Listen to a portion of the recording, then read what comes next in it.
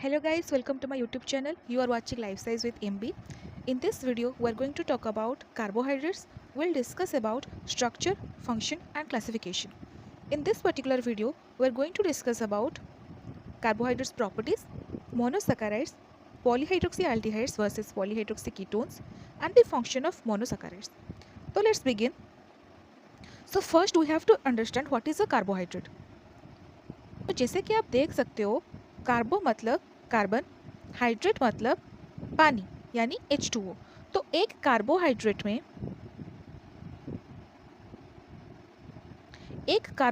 में कार्बन होता है, हाइड्रोजन होता है और ऑक्सीजन एटम्स होते हैं। तो जैसे कि आप सबको पता है कि हर एक चीज़ बनाने के लिए एक पर्टिकुलर रेशियो चाहिए होता है, वैसे ही कार्बोहाइड्रेट्स बनाने के लिए भी कार्बन की कुछ रेशियो चाहिए, हाइड्रोजन की एक पर्टिकुलर क्वांटिटी चाहिए एंड ऑक्सीजन की भी कुछ पर्टिकुलर क्वांटिटी है।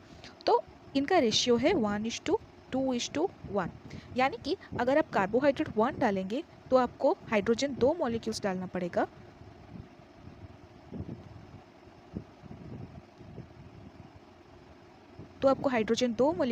पड़ेगा, और ऑक्सीजन आपको 1 मॉलिक्यूल डालना पड़ेगा। वैसे ही अगर आप कार्बोहाइड्रेट 2 मॉलिक्यूल्स ले रहे हो तो हाइड्रोजन आपको उसी अनुसार डबल करना पड़ेगा, जैसे कि इसको 4 करना पड़ेगा और ऑक्सीजन को आपको सेम क्वांटिटी रखनी पड़ेगी। तो इसका एक जनरल फॉर्मूला है जिसको हम मैथमेटिकली भी शो कर सकते हैं यहाँ पे, वो है CnH2nOn। अब कार्बन के नंबर के अनुसार ये n की मात्रा वेरी कर सकती है। फॉर एग्जाम्पल अभी हम n को 6 लेके चलेंगे, so according to this C 6 होगा, H 12 होगा एंड O 6 होगा।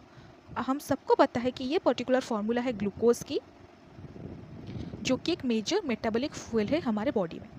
तो ऐसे ही हम C की जगह 1, 2, 3, 4, 5, 6 कुछ भी रख सकते हैं, बट कंडीशन कोई भी हो, इन सब का रेशियो हमेशा 1:2:1 ही रहता है।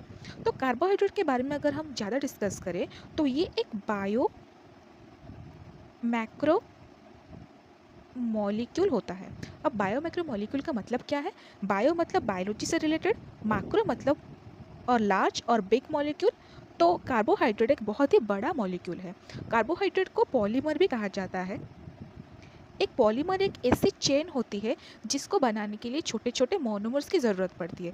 जैसे घर बनाने के लिए बहुत सारे ईंटों की ज़रूरत पड़ती है, वैसे ही कार्बोहाइड्रेट एक लॉन्ग चेन है जिसको बनाने के लिए छोटे छोटे मोनोमर्स की ज़रूरत पड़ती है। इन छोटे छोटे मोनोमर्स को बोला जाता है मोनोसैकेराइड्स। ये हर एक जो बीड्स आपको नज़र आ रहे हैं, ये एक एक मोनोसैकेराइड्स हैं। ये टोटल चेन को हम एक पॉलीसैकेराइड और एक कार्बोहाइड्रेट चेन भी बोल सकते हैं। तो लेट्स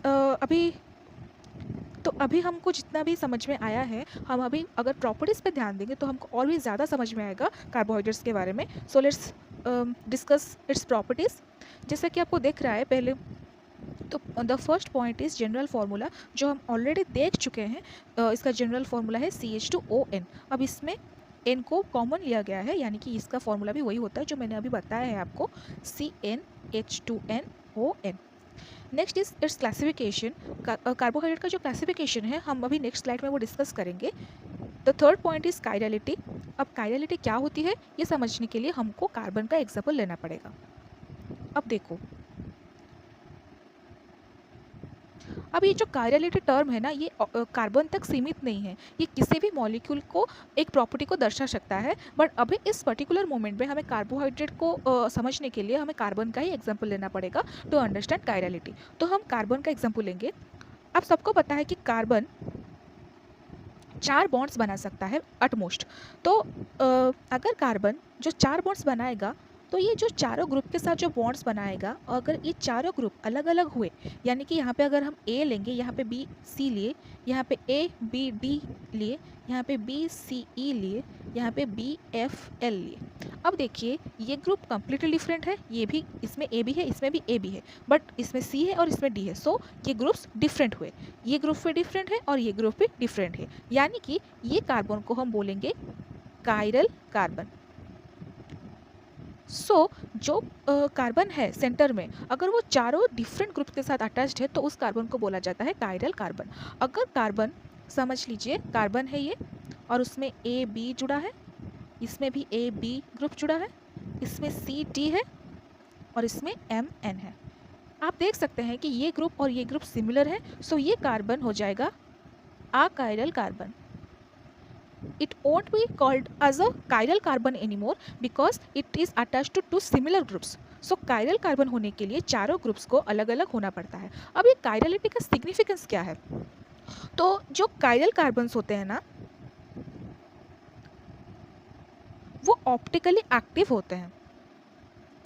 अब ये ऑप्टिकली एक्टिव होने का मतलब क्या है कि समझ लीजिए एक शुगर सोल्यूशन है, यहाँ पे हमने एक शुगर सोल्यूशन रखा है और उसमें सारे कार्बन है कायरल कार्बन। तो अगर इनमें से अगर इस सोल्यूशन के अंदर हम एक प्लेन पोलराइज्ड लाइट को छोड़े तो वो शुगर सोल्यूशन से निकलने के वक्त ऐसे घूम जाता है। ये घूमना ये तो एंटी क्लॉकवाइज हो सकती है या क्लॉकवाइज भी हो सकती है, बट अगर कायरल कार्बन है तो ये प्लेन पोलराइज्ड लाइट जो है ये जरूर घूमेगा। बट अगर इसमें ए कायरल कार्बन होता जो कि ऑप्टिकली इनएक्टिव होता है तो ये प्लेन पोलराइज्ड लाइट जो है ये कभी भी घूमता नहीं है, ये बस नॉर्मली निकल जाता। तो जो कायरल कार्बन्स होते हैं वो ऑप्टिकली एक्टिव होते हैं, जो अकायरल कार्बन्स होते हैं वो ऑप्टिकली इनएक्टिव होते हैं। Okay, the next point is isomerism. तो आइसोमरिज्म हम आपको एक नेक्स्ट वीडियो में ज़रूर बताएंगे, बट अभी के लिए द डेफिनेशन इज जिन मॉलिक्यूल्स का अगर दो मॉलिक्यूल्स का मॉलिकुलर फार्मूला सेम है बट उनका स्ट्रक्चर में या ऑप्टिकल कन्फर्मेशन में अगर कुछ डिफरेंसेस है तो उसको हम आइसोमर्स बोलते हैं। यानी कि अगर हम देखें मॉलिकुलर फार्मूला हम दो लिख सकते हैं C3H8, इसका मॉलिकुलर फार्मूला भी C3H8 है और इसका भी C3H8 ही है, बट ये C3 इस तरह भी हम लिख सकते हैं, इस तरह भी C3 को लिखा जा सकता है और C3 को इस तरह भी लिखा जा सकता है। सो इस पर्टिकुलर मॉलिकुलर फार्मूले के साथ हमको तीन डिफरेंट आइसोमर्स मिल गए। तो यही होता है आइसोमरिज्म। इसके बहुत सारे टाइप्स हैं, इसके बहुत सारे कॉम्प्लिकेशंस हैं, जो कॉन्सेप्ट्स हैं उनको समझने के लिए बहुत टाइम लगता है, इसलिए हमने इस बारे में एक अलग से वीडियो बनाएंगे। तो अभी इस वीडियो में पर्टिकुलर इस बारे में डिस्कशन नहीं होगी, बट अभी हम मोनोसैकराइड्स के बारे में ज़रूर डिस्कशन करेंगे। तो द नेक्स्ट पॉइंट को चलते हैं। Next point is reducing nature. Reducing nature के बारे में भी नेक्स्ट वीडियो में ज़रूर बात होगी, बट अभी के लिए रिड्यूसिंग नेचर जो होता है उसको समझने के लिए पहले आपको समझना पड़ेगा कि रिडक्शन क्या होता है। तो रिडक्शन मतलब कोई चीज़ अगर इलेक्ट्रॉन्स गेन कर लेती है तो उसको हम बोलते हैं कि वो चीज़ रिड्यूस हो गई है। तो जो चीज़ इलेक्ट्रॉन डोनेट करती है उसको हम बोलते हैं reducing molecule, because it helps in the reduction of the other molecules. मतलब आप ऐसा समझ लो कि मैं अगर दानी हूँ तो मैं दान कर रही हूँ तो I will be called as a dani. In same nature अगर कोई शुगर इलेक्ट्रॉन डोनेट कर रही है that sugar will be called as reducing sugar. So इतना आप समझ लो कि जो शुगर अपना इलेक्ट्रॉन्स दूसरों को डोनेट कर सकती है वो शुगर रिड्यूसिंग शुगर कहलाएगी। अगर कोई शुगर अपना इलेक्ट्रॉन किसी को डोनेट नहीं कर सकती then that sugar is going to be called as a non reducing sugar. इसके कुछ एक्सपेरिमेंटल बेसिस हैं और बहुत सारी चीज़ें हैं जो हमको समझने के लिए एक और वीडियो तो डेफिनेटली चाहिए, तो don't worry will be posting back to back, but इस पर्टिकुलर वीडियो में अभी हम बस स्ट्रक्चर पे कॉन्सेंट्रेट करते हैं। Next thing is glycosidic bond. तो ग्लाइकोसाइडिक बॉन्ड एक बॉन्ड होता है, एक लिंकेज होता है बिटवीन टू मोनोसैकराइड्स। आपको पता है कि बहुत सारे मोनोसैकराइड्स मिलके एक शुगर का चेन बनता है। तो जो दो मोनोसैकराइड्स को जो लिंक जोड़ता है उसको हम बोलते हैं ग्लाइकोसाइडिक लिंक। ओके, ये एक कोवैलेंट लिंक होता है। Okay, next thing is hydrophilicity. तो जो हमारे कार्बोहाइड्रेट्स होते हैं ना वो हाइड्रोफिलिक इन नेचर होते हैं, मतलब वाटर लविंग होते हैं। Why? Because they are water soluble. अब वाटर सॉल्युबल कैसे हैं? आपको पता है कि कार्बोहाइड्रेट के अंदर बहुत सारे हाइड्रोक्सिल ग्रुप्स होते हैं। OH जो यहाँ पे लिख रही हूँ मैं इसको बोलते हैं हाइड्रोक्सिल ग्रुप्स। तो ये क्या करते हैं ना, पानी के साथ मिलके ये बॉन्ड बना लेते हैं। मतलब ये जो हाइड्रोक्सिल ग्रुप्स होते हैं ये पानी के हाइड्रोजन के साथ मिला के बॉन्ड बना सकते हैं। तो इस वजह से जो कार्बोहाइड्रेट्स होते हैं ना वो जनरली हाइड्रोफिलिक इन नेचर होते हैं। तो अगर आपको MCQ में कभी कभार पूछ लिया जाए, गेट हो गया या कुछ भी, मतलब एक आपके सेमिस्टर्स में अगर पूछ लिया जाए जो 1 मार्क्स में आते हैं, तो आप याद रखिएगा कि कार्बोहाइड्रेट्स जो हैं कभी भी वो हाइड्रोफोबिक नहीं होते, they are always hydrophilic in nature. Energy source की बात करें तो carbohydrates are used as primary fuel for cells. Okay, they can be metabolized via glycolysis and TCA cycle. Metabolized मतलब they can be processed and used in producing energy. So carbohydrates को हम storage की तरह भी use कर सकते हैं। जैसे आपको बचपन से पता है कि प्लांट्स में स्टोरेज को जो स्टोर होता है कार्बोहाइड्रेट्स उसको हम स्टार्च बोलते हैं, और एनिमल्स में जो स्टोरेज होता है कार्बोहाइड्रेट्स का उसको हम ग्लाइकोजन बोलते हैं, जो कि हमारे लीवर में स्टोर होता है। Next is structural polysaccharides. तो carbohydrates can also be used as structural support, जो कि सेल्यूलोज में होता है, दिया जाता है, और काइटिन जो कि एनिमल्स में पाया जाता है। इसमें भी कार्बोहाइड्रेट्स ही होते हैं जो स्ट्रक्चरल सपोर्ट में हेल्प करते हैं। तो सारे प्रॉपर्टीज़ पढ़ लिए हमने। अभी हम चलते हैं क्लासिफिकेशन की तरफ। Even though we are not going to discuss about everything in this particular video, we will be definitely discussing about monosaccharides. तो क्लासिफिकेशन अगर देखा जाए तो कार्बोहाइड्रेट को बहुत सारे टाइप्स में डिवाइड किया गया है। रिड्यूसिंग नेचर के अनुसार कार्बोहाइड्रेट्स को रिड्यूसिंग और नॉन रिड्यूसिंग बोला गया है। फंक्शनल ग्रुप के अकॉर्डिंग कार्बोहाइड्रेट को आल्डोज और कीटो शुगर में भी डिवाइड किया जा सकता है। और नंबर ऑफ शुगर के अनुसार कार्बोहाइड्रेट्स को 4 तरफ डिवाइड किया गया है: monosaccharides, disaccharides, oligosaccharides and polysaccharides. तो मोनोसैकेराइड्स अगर देखा जाए तो एक ही शुगर यूनिट की बनी होती है। Monosaccharides is the monomer of carbohydrate. It cannot be hydrolyzed further. मतलब देखो, जब बहुत सारे मोनोसैकेराइड्स को मिला के बनता है पॉलीसैकेराइड, तो अगर इसको हम ये वाले चेन को हम अगर हाइड्रोलाइज करें तो हमको ये वाला चेन मिल सकता है, इसको हाइड्रोलाइज करें तो हमको मोनोसैकेराइड्स मिलेंगे। बट मोनोसैकेराइड्स को हम फर्दर हाइड्रोलाइज नहीं कर सकते because the simplest unit of a carbohydrate compound is called as monosaccharide. Disaccharide क्या होते हैं? डाइसैकेराइड 2 मोनोसैकेराइड का लिंकेज में बनता है एक डाइसैकेराइड। डाई मतलब 2, सो 2 मोनोसैकेराइड को हम बोलेंगे, अगर मिल जाएंगे दोनों तो हम बोलेंगे डाइसैकेराइड्स। ओलिगोसैकेराइड्स क्या होते हैं? अगर शुगर रेसिड्यू 3 to 7 रहे तो हम उसको बोलेंगे ओलिगोसैकेराइड। अगर 10 प्लस हैं शुगर रेसिड्यूज तो हम बोलेंगे उस चेन को polysaccharide. So let's discuss about monosaccharides first. तो मोनोसैकेराइड्स ना एक ही शुगर यूनिट की बनी होती है। मोनोसैकेराइड्स एक ही शुगर यूनिट की बनी होती है।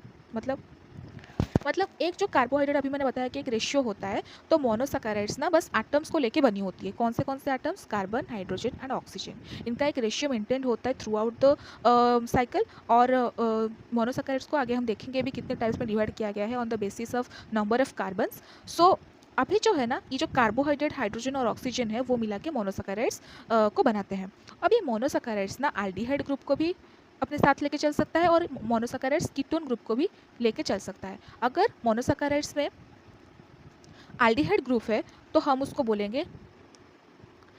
बोलेंगे एल्डोजेस। अगर मोनोसैकेराइड्स में कीटोन ग्रुप है तो हम उनको बोलेंगे कीटोजेस। एल्डिहाइड ग्रुप को हम कैसे जानेंगे? एल्डिहाइड ग्रुप कुछ ऐसा दिखता है, CHO। More professionally it's written like this. Okay, ketone group को हम कैसे जानेंगे? C+O। ये कहाँ पे प्रेजेंट होता है? This is normally is present on carbon number 1 and this is normally present on carbon number 2। Okay, तो ये जो पॉलीहाइड्रोक्सी है, इस वर्ड का मीनिंग क्या है? पॉली मतलब बहुत ज़्यादा, हाइड्रोक्सी मतलब हाइड्रोक्सिल ग्रुप्स। तो बहुत सारे हाइड्रोक्सिल ग्रुप्स जब मिल जाएं तो हम बोलते हैं उसको polyhydroxy. The monosaccharide contains more than 1 hydroxyl groups, hence it is known as polyhydroxy. If the monosaccharide with more than 1 hydroxyl groups is attached to an aldehyde group, it is known as polyhydroxyaldehyde। अगर monosaccharide जिसमें कि बहुत सारे hydroxyl groups हैं, अगर वो ketone group के साथ जाके मिल जाए तो वो हो जाता है पॉलीहाइड्रोक्सी कीटोन। आगे एग्जाम्पल में है बट अभी मैं बना देती हूँ। तो सबसे छोटा जो मोनोसैकेराइड बन सकता है ना, वो 3 कार्बन लेके बनता है। 1 2 3। This is the smallest monosaccharide you can ever make. So आपको पता है कि एल्डिहाइड ग्रुप जो है हमेशा वो कार्बन नंबर 1 पे लगता है। तो this is carbon 1, this is carbon 2, this is carbon 3। तो here we have to place our aldehyde group. Here the H will be placed, here the hydroxyl group will be placed, and here the typical CH2OH group. Okay, so this is the smallest sugar and this is known as glyceraldehyde. Similarly, with 3 carbons we can also make a keto sugar. In the first carbon we will write CH2OH. In the second carbon the ketone group will be placed, and in the third carbon CH2OH will be written as well. So this is known as dihydroxyacetone. Hydroxyacetone. This is also the smallest ketose sugar you can make. So here you can see this is also a hydroxyl group. This is also a hydroxyl group.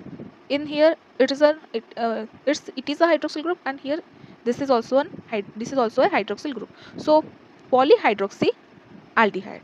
Here polyhydroxy ketone. Understood? So coming to monosaccharides, we all know that it is the monomer for the chain of carbohydrates, and we can also classify the monosaccharides on the basis of number of carbon. We had previously classified carbohydrate on the basis of number of monosaccharides present. Now we have to classify monosaccharides on the basis of number of carbons it has. So if a monosaccharide contains 3 carbon, it will be called as a triose. If it contains 4 carbon, it will be called as a tetrose. The 5 carbon compounds will be called as pentose, and when the carbon number is 6, it will be called as hexose. These are the examples we'll be discussing right now. So let's discuss about triose first. Triose means 3 carbon. Okay. So we have to make an aldose version of it as well as the ketose version of it. अभी हम बस बना के आए हैं. Glyceraldehyde मैंने आपको बनाना सिखाया है, और डाइहाइड्रोक्सी एसीटोन भी आप बनाना जानते हो. तो here is the diagram of dihydroxy acetone. This is CH2OH. Here is also CH2OH. In the second carbon, ketone group is present. In aldehyde group also, it is the aldehyde group, C double bond OH.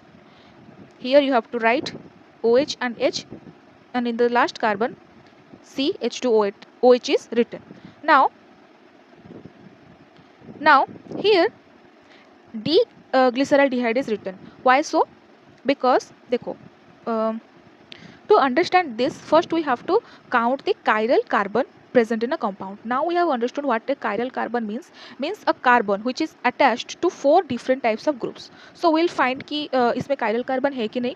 तो first carbon को देखते हैं. First carbon is associated with oxygen, forming 2 bonds, forming double bond. That means it is not going to be a chiral carbon. Why? Because double bonds do not count in chirality. तो next carbon को अगर हम जाएं तो this carbon is associated with this aldehyde group, and this group is not similar. This group and this group is also different, hence this is going to be a chiral carbon. Okay. This carbon is associated with 2 hydrogen, hence this is not going to be a chiral carbon, this is going to be a achiral carbon. If you are confused with this, let me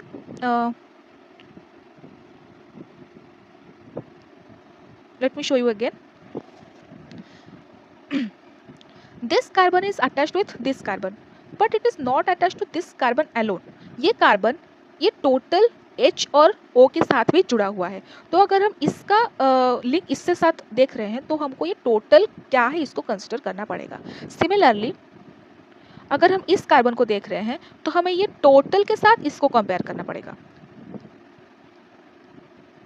अगर हम ये वाले carbon को देख रहे हैं तो हम इसके साथ इसको कंपेयर करेंगे. अगर हम ये कार्बन को देख रहे हैं तो हम इसके साथ ये टोटल को कंपेयर करेंगे. Now you have understood it how it works. So in this particular type 1 chiral carbon is present.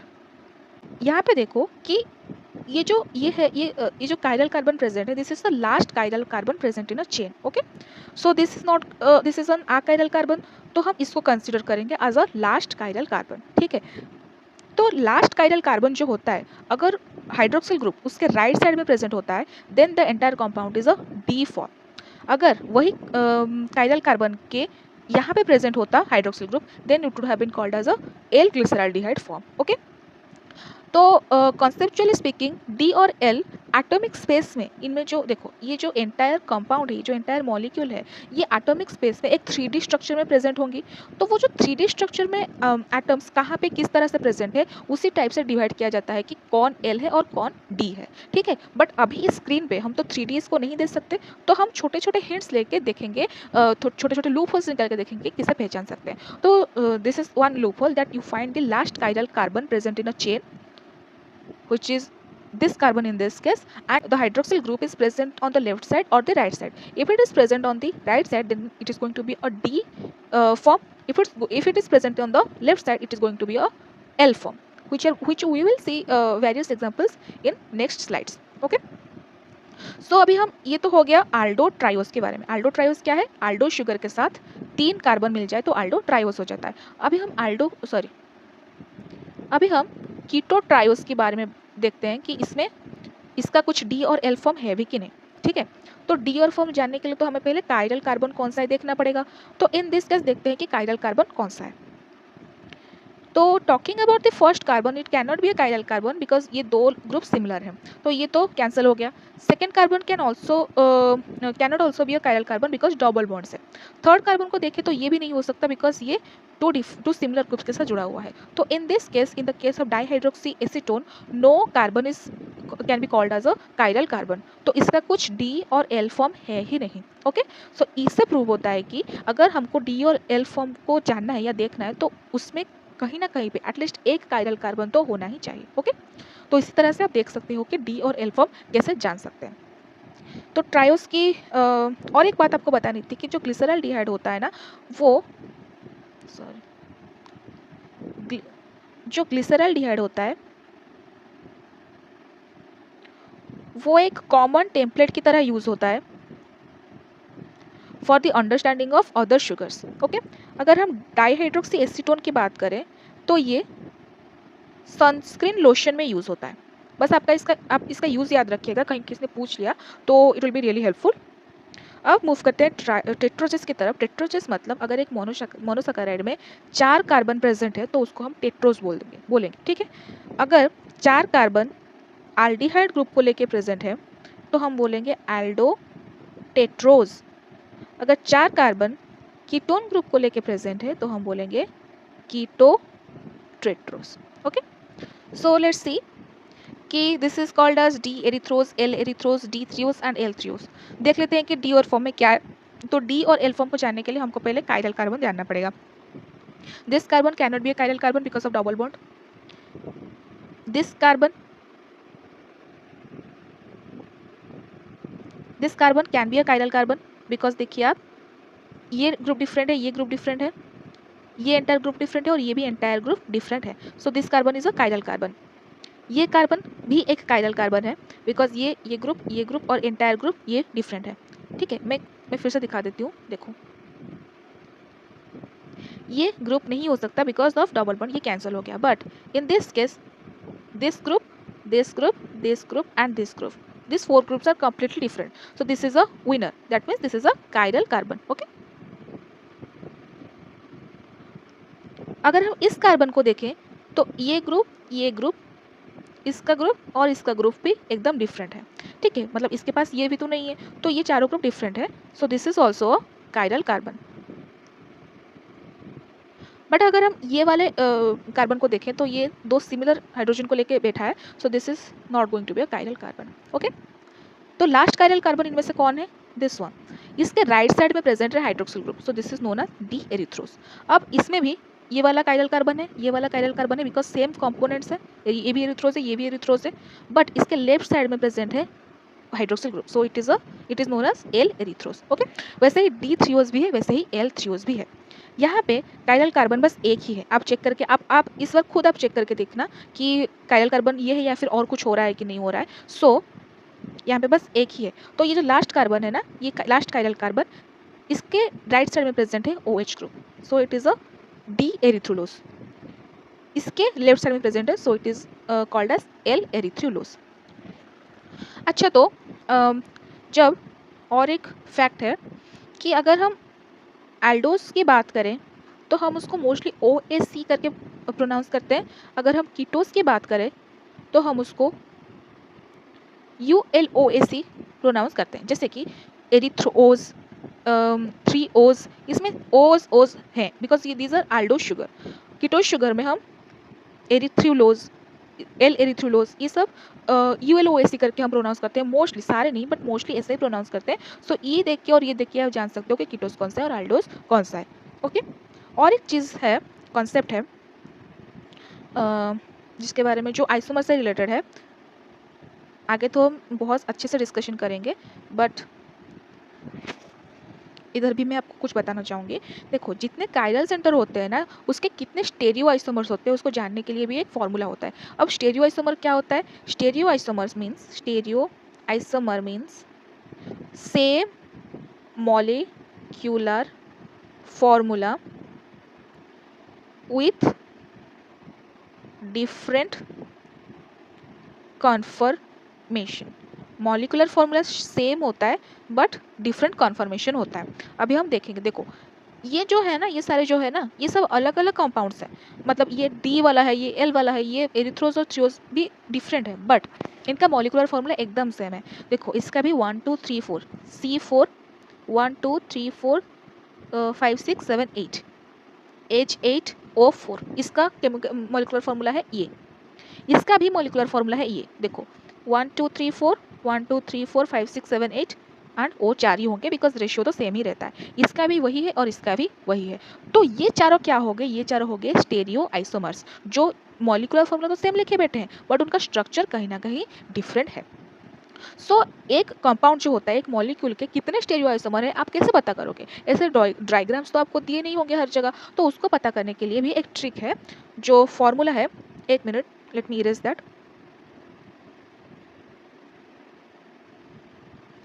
देखो, स्टेरियो आइसोमर पता करने के लिए, स्टेरियो आइसोमर्स पता करने के लिए एक रूल है जो है 2 to the power n। Here n is the chiral carbon number. Okay, तो एक मॉलिक्यूल में कितने कायरल कार्बन है उससे हमें पता चल सकता है कि कितने स्टेरियो आइसोमर्स प्रेजेंट हैं। Here in this case 2 chiral carbons are present, so 2 to the power 2 is equal to 4। 1 2 3 4, as you can see 4 stereoisomers हमको मिल गए। In this case 1 you can never mix aldoses with ketones, you have to count differently। aldoses का आपको अलग हिसाब करना पड़ेगा stereo isomers, कीटोजेस में आपको अलग हिसाब करना पड़ेगा stereo isomers. So in this case एक ही कायरल कार्बन है तो हम 2 to the power 1 डालेंगे और 2। देखिए इन दोनों का भी मॉलिक्यूलर फॉर्मूला सेम निकलेगा और ये दोनों एक दूसरे के स्टेरियो आइसोमर्स हैं। अभी हम ग्लिसरॉल्डिहाइड जो पढ़ के अभी आए हैं उस पर जाएँ तो इस सबको रिलीज कर देती हूँ। तो देखो ग्लिसरॉल्डिहाइड में बस एक ही कायरल सेंटर मिलेगा आपको। देखो ये वाला, सॉरी ये वाला। ओके, तो ये ग्रुप देखो, ये ग्रुप डिफरेंट है और ये ग्रुप भी डिफरेंट है, तो this is the only chiral carbon present. तो ग्लिसरॉल्डिहाइड का ना D और L, देखो यहाँ पे भी L ग्लिसरॉल्डिहाइड एक होगा, तो ग्लिसरॉल्डिहाइड का 2 स्टेरियो आइसोमर निकल के आ गया। बट आप देखना कि DH का आप जरा अगर काउंट करोगे तो इसमें बिल्कुल भी कायरल सेंटर नहीं है, सो इसका भी कोई स्टेरियो आइसोमर नहीं है। ओके, जिसका कायरल, देखो स्टेरियो आइसोमर कैसे होगा, हमारे फॉर्मूले में डालो, इधर कायरल सेंटर नंबर क्या है, 0 है, 2 to the power 0 is equal to 1। आपको पता है कि anything to the power 0 is equal to 1। Okay, तो 2 to the power 0 क्या हो गया, 1 हो गया। That means it is the only form exists, इसके अलावा कोई भी फॉर्म एग्जिस्ट करता ही नहीं है। ओके, सो अभी हम टेट्रोजेस के बारे में पढ़ चुके हैं, then we will move on to pentoses. Pentose का मतलब है 5 कार्बन का प्रेजेंट होना। तो जिस भी मॉलिक्यूल में, जिस शुगर में, मोनोसैकेराइड में 5 कार्बन प्रेजेंट होते हैं उनको पेंटोजेस कहा जाता है। तो एल्डिहाइड ग्रुप में अगर आप देखोगे तो उनको क्या बोला जाता है, उनको बोला जाता है एल्डो पेंटोज। वैसे ही कीटोस ग्रुप वालों को बोला जाता है कीटो पेंटोस। ओके, अब अभी मैंने आपको समझाया है कि एल्डोस ग्रुप कहाँ, सॉरी एल्डिहाइड ग्रुप कहाँ लगता है, कीटोस ग्रुप कहाँ लगता है, कीटोन ग्रुप कहाँ लगता है। देखना कि ये सब C1 में प्रेजेंट है एल्डिहाइड ग्रुप, यहाँ C2 में प्रेजेंट है ketone group. Okay, this is the same for every monosaccharide you see. जो पेंटोजेस है ना, अभी हम उनका कायरल सेंटर काउंट करेंगे, ठीक है। ये आप याद रखने की ज़्यादा कुछ ज़रूरत नहीं है, बट आप थोड़ा देख लो बिकॉज इन सबका जो मॉलिक्यूलर फॉर्मूला है ना वो सब सेम है, बट थोड़ा डिफरेंट है। इन सबका फंक्शन भी हम अभी जस्ट पढ़ने वाले हैं, तो आप थोड़ा सा बस नज़र घुमा लीजिए, कहीं अगर स्ट्रक्चर पूछ लिया तो आप, ताकि आप जवाब दे पाएँ, ठीक है। सो कायरल सेंटर इसमें कितना है हम देख लेते हैं। ये कायरल सेंटर है, ये ग्रुप अलग, ये ग्रुप अलग, ये ग्रुप अलग, एंटायर ग्रुप अलग।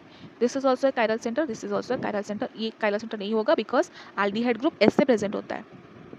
ओके, यहाँ पे ऐसा दिखाया नहीं है, but this is the true form of aldehyde group. अगर डबल बॉन्ड है तो आपको पता है कि वो कायरल सेंटर होगा ही नहीं, सो this is not a chiral centre. ये तीनों बस कायरल सेंटर है। ये सबके ये जो चार है, इन सब के लिए तीन ही कायरल सेंटर आपको मिलेंगे। आप अगर चेक कर भी कर लीजिएगा तो तीन ही मिलेंगे, because every one has same chemical formula. ठीक है, तो तीन कायरल सेंटर है तो 2⁻³ इज इक्वल टू 8। तो स्टेरियो आइसोमर्स मिलेंगे 8। अब इसमें तो 8 दिख नहीं रहे, देखो यहाँ पे सब डी राइबोस लिखा है ना, डी अराबिनोस, डी लैक्सोस, डी जाइलोस, तो इनका एल फॉर्म भी तो होगा। या ये क्या है, ये लास्ट कायरल कार्बन, इसके राइट साइड में हाइड्रोक्सिल प्रेजेंट है तो ये हो गया डी, इसके भी राइट साइड में प्रेजेंट है ये हो गया डी, इसके भी राइट साइड में और इसके भी राइट साइड में प्रेजेंट है, इसलिए सब डी लिखा है। बट मतलब इनका एल भी तो फॉर्म होगा ना, अगर डी फॉर्म एग्जिस्ट करता है तो एल फॉर्म तो डेफिनेटली एग्जिस्ट करता होगा, बस यहाँ पे मैंने ऐड नहीं किया है, बट इनके भी एल फॉर्म्स हैं। तो कितने हो गए, 1 2 3 4 5 6 7 8, 8 स्टीरियोआइसोमर्स हो गए। सो ये केमिकल फॉर्मूला वालों के लिए, आल्डोज शुगर के लिए 8 स्टीरियोआइसोमर्स हैं। इनमें कितना अभी मैंने आपको दिखाया, तो ये आप खुद ही हिसाब करके देखिए इनमें कितना कायरल सेंटर है और इनका फॉर्मूला के अनुसार कितना स्टीरियोआइसोमर बनता है, और इसमें उतना दिया है कि नहीं दिया। अगर नहीं दिया है तो और भी कौन से जो मैंने ऐड नहीं किए हैं, आप अपने खुद समझ के आप मुझे बताइएगा कमेंट सेक्शन में। अगर फिर भी डाउट होगा तो मैं आपको फिर से समझाने की ट्राई करूँगी। अभी हम देखेंगे फंक्शन ऑफ पेंटोजेस। तो ज़ाइलुलोज एंड अराबिनोसिस जो होते हैं ना, वो पॉलीमराइज, मतलब वो एक मॉलिक्यूल दूसरे मॉलिक्यूल के साथ ऐसे ही एक दूसरे के साथ मिल के बनते हैं ज़ाइलेंस और अराबेंस। ये दोनों क्या कहाँ पे मिलते हैं, ये दोनों मिलते हैं सेल वॉल्स पे, मतलब प्लांट्स के जो सेल वॉल होते हैं ना, उसमें स्ट्रक्चरल प्रोटेक्शन प्रोवाइड करते हैं ये दोनों। ठीक है, then D-xylose is present in wood gums, proteoglycans and glycosaminoglycans. D-xylose जो है, D-xylose जो है वो wood gums में भी प्रेजेंट होता है, मतलब गम एक तरह का एक्सक्रीटरी प्रोडक्ट होता है, आपको पता है प्लांट्स के लिए, तो उनमें प्रेजेंट होता है D-xylose। ये प्रोटियोग्लाइकन्स में भी प्रेजेंट होता है। प्रोटियोग्लाइकन्स हमको कहाँ मिलता है, एक्स्ट्रा सेल्यूलर मैट्रिक्स में। ओके, मतलब दो सेल के बीच में जो गैप होता है एक्स्ट्रा सेलुलर मैट्रिक्स में, वहाँ पाया जाता है प्रोटियोग्लाइकन। ये भी सेल सिग्नलिंग में बहुत हेल्प करता है और स्ट्रक्चरल सपोर्ट भी देता है। D lyxose present in heart muscles and lyxoflavin isolated from the heart muscle. Lyxoflavin एक कंपाउंड पाया जाता है हार्ट के मसल में, उनमें डी लाइक्सोस प्रेजेंट होता है। अब आप डी जाइलोस और डी लाइक्सोस में बिल्कुल भी कंफ्यूज मत होना, इसको आप ऐसे याद रखो कि डी लाइक्सोस जो है वो हार्ट मसल्स में ही पाए जाते हैं। एल से लाइजोफ्लाविन याद रखो।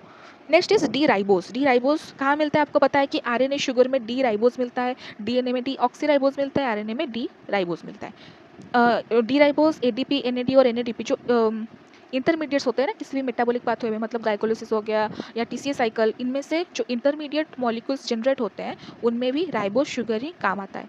डी जाइलुलोज जो है, मतलब ये दोनों तो कीटोज शुगर हो गए, तो ये इंटरमीडिएट इन यूरोनिक एसिड पाथवे, ये मिलता है यूरोनिक एसिड पाथवे के इंटरमीडिएट में। अब यूरोनिक एसिड क्या है ये आपके सिलेबस में तो है नहीं, but still uronic acid pathway is a pathway which is used to produce vitamin C. ठीक है, तो यहाँ पे ग्लूकोज को क्या बनाया जाता है, ग्लूको यूरोनिक एसिड। इसमें से आपको विटामिन सी और बहुत ही डिफरेंट कंपाउंड्स पाए जाते हैं, बट जो कि आपके सिलेबस में है नहीं, तो you don't have to remember this. D ribulose कहाँ पे मिलते हैं, पेंटोज फॉस्फेट पाथवे में एंड कैल्विन साइकिल में। Okay, next we shall move on to हेक्सोसिस।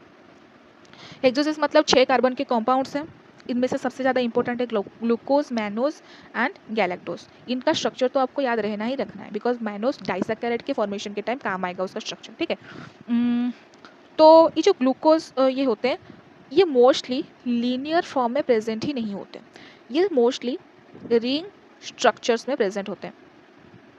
Ring structures में 99% टाइम प्रेजेंट होते हैं ये सब चीज़ें। ठीक है, बिकॉज एक्वस सॉल्यूशन में जाते ही इनका लीनियर फॉर्म ना ऐसे मुड़ने लगता है, मतलब रिंग स्ट्रक्चर का फॉर्म करने लगता है, तो ये 99% टाइम रिंग स्ट्रक्चर में ही प्रेजेंट होते हैं। तो हम रिंग स्ट्रक्चर बनाना भी देखेंगे, I will try to put that video as soon as possible, बट अभी इस वीडियो में हम उस बारे में डिस्कशन नहीं करेंगे, but I will definitely teach you how to form ring structure from structure like this. Okay, फिर हम चेयर कन्फर्मेशन कैसे करना है उसको भी पढ़ेंगे, डोंट वरी। तो अभी इसका आप काउंट कर दीजिएगा स्टेरियोइसोमर कितना है और डी और एल फॉर्म कितने होने चाहिए, आप अभी से मतलब अपने आप से ही कैलकुलेट कर दीजिएगा, बिकॉज अभी हम बहुत सारे एग्जांपल्स भी पढ़ चुके हैं। ओके, ये है सारे hexo sorry it's not hexo ketose, these are keto hexoses. Okay, यहाँ पे कीटोन ग्रुप प्रेजेंट है, दीज आर कीटो हेक्सोजेस, यहाँ पे भी आपको स्टेरियोइसोमर काउंट करके लिखना है। अब फंक्शन पे जाते हैं, तो फंक्शन में glucose is commonly known as dextrose sugar, corn sugar and grape sugar. ये एक मेजर मेटाबॉलिक फ्यूल है in mammals. Major metabolic fuel मतलब जब एक इंसान या एक एनिमल का हर सेल उसको एनर्जी प्रोड्यूस करने के लिए यूज़ करता है तो उसको फ्यूल बोलते हैं, मेटाबॉलिक फ्यूल। तो हमारी बॉडी में या फिर मोस्टली जो एनिमल्स होते हैं उनकी बॉडी में ग्लूकोज यूज़ होता है मेटाबॉलिक फ्यूल की तरह। Okay, except ruminants. जो रूमिनेंट्स होते हैं ना, मतलब गाय हो गया, बकरी हो गया, जिनका रूमेन होता है बेसिकली, तो वो ग्लूकोज का यूज़ नहीं करते as a metabolic fuel. Ruminants वो फैट को यूज़ करते हैं, नॉट ग्लूकोज। ठीक है, तो क्यों यूज़ करते हैं वो इस टॉपिक का इंक्लूडेड नहीं है। अगर आपको फिर भी जानना है तो आप मुझे कमेंट सेक्शन में क्वेश्चन देके बोल सकते हैं, मैं आपको समझा दूंगी कि why do ruminants use fats as a major metabolic fuel. Okay, तो गैलेक्टोज कहाँ पे प्रेजेंट होता है? मिल्क में प्रेजेंट होता है। फ्रुक्टोज को लेवुलोज भी बोला जाता है, it is most common sugar in fruit. और फ्रक्टोज स्वीटेस्ट भी होता है। ओके, फ्रक्टोज स्वीटेस्ट भी होता है। तो इसी के साथ हमने क्या क्या पढ़ा आज थोड़ा रिवाइज कर लेते हैं, फिर हम रैपअप करेंगे। तो हमने पढ़ा कि कार्बोहाइड्रेट्स का रेशियो क्या है, क्या बोला जाता है कार्बोहाइड्रेट्स को, बायोमैक्रोमोलिक्यूल बोला जाता है। कार्बोहाइड्रेट्स एक पॉलीमर है जो छोटे छोटे मोनोमर से बना हुआ है, जिसको हम मोनोसैकेराइड बोलेंगे। कार्बोहाइड्रेट्स के प्रॉपर्टीज हमने डिस्कशन कर लिए, जनरल फॉर्मूला क्या है, काइरेलिटी क्या होता है, आइसोमरिज्म क्या है। फिर हमने देखा कि काइरेलिटी का मतलब क्या है, जब एक कार्बन 4 डिफरेंट ग्रुप के साथ अटैच्ड हो तो उसको बोलते हैं chiral carbon. Chiral carbon characteristic में ऑप्टिकली एक्टिव होता है, मतलब वो पोलराइज्ड लाइट को मुड़ सकता है। जो कार्बन कायरल नहीं होता वो पोलराइज्ड लाइट को मुड़ नहीं सकता। ठीक है, तो क्लासिफिकेशन ऑफ कार्बोहाइड्रेट में हम देखेंगे ये सारी चीज़ें। मैं आपको प्रॉमिस करती हूँ एक एक वीडियो करके लेके आऊँगी, बट अभी इस वीडियो में हमने जितना पढ़ा है, आपको कैसे समझ में आया, आपको क्या डाउट है, आप मुझे डेफिनेटली लिख के बताएं। नेक्स्ट, कार्बोहाइड्रेट में हम मोनोसैकेराइड्स को क्या क्या बोला जाता है, कितने कितने यूनिट्स हैं हर क्लासिफिकेशन में, हमने वो डिस्कशन किया। फिर पॉलीहाइड्रोक्सी एल्डिहाइड और पॉलीहाइड्रोक्सी कीटोन में क्या अंतर है, हमने वो जाना। मोनोसैकेराइड्स को कितने टाइप में डिवाइड किया गया है वो हमें समझ में आ गया होगा आई थिंक। फिर ट्रायोजिस का एग्जांपल याद रखना है हमको, टेट्रोजिस का एग्जांपल याद रखना है। स्टीरियोआइसोमर का फॉर्मूला डाल के कायरल सेंटर को पहचान के कैसे हमको आइसोमर्स निकालने हैं वो हमने आज सीखा है। तो फिर पेंटोजिस का स्ट्रक्चर एंड फंक्शन क्या है वो हमने देखा। हेक्सोजेस कैसे किस फॉर्म में रहते हैं, हेक्सोजेस का स्टीरियोआइसोमर्स क्या है और कितने कितने इंपॉर्टेंट हेक्सोजेस हैं वो हमने देखा और उनका फंक्शंस भी देखा। ठीक है, then in the next video we are going to discuss about isomerism. Mutarotation एक बहुत ही अच्छा कॉन्सेप्ट है जिसके बारे में हम डिस्कशन करेंगे, और उसके फिर नेक्स्ट वीडियो में हम डिस्कशन करेंगे कैसे रिंग स्ट्रक्चर बनाना है हमको, कैसे लीनियर स्ट्रक्चर में कौन से केमिस्ट्री यूज़ करके। You don't have to worry, I will teach you each and everything. तो अभी के लिए thank you, thanks for watching me. अभी अगर आप ये अभी तक देख रहे हो, मुझे डेफिनेटली बताओ कि क्या आपको डाउट्स है आज के लेक्चर के बाद। I will try to solve them in the comment section. Thank you.